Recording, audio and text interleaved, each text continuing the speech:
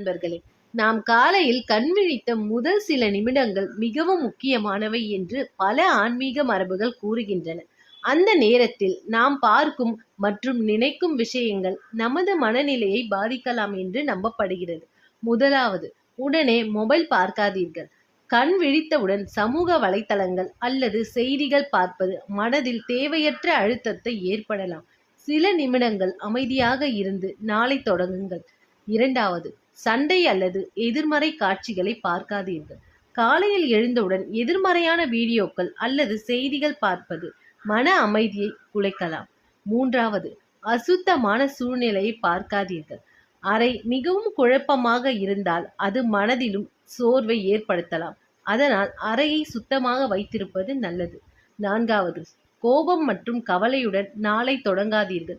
நேற்று நடந்த பிரச்சனைகளை நினைத்து நாளை ஆரம்பிக்காமல் நேர்மறையான எண்ணங்கள் தொடங்க முயற்சி செய்யுங்கள். ஐந்தாவது, இறைவனை நினைக்காமல் நாளை தொடங்காதீர்கள். உங்களுக்கு பிடித்த இறைநாமம் அல்லது மந்திரங்கள் சில நொடிகள் சொல்லுங்கள். அது மனதிற்கு நம்பிக்கையும் அமைதியும் தரும்.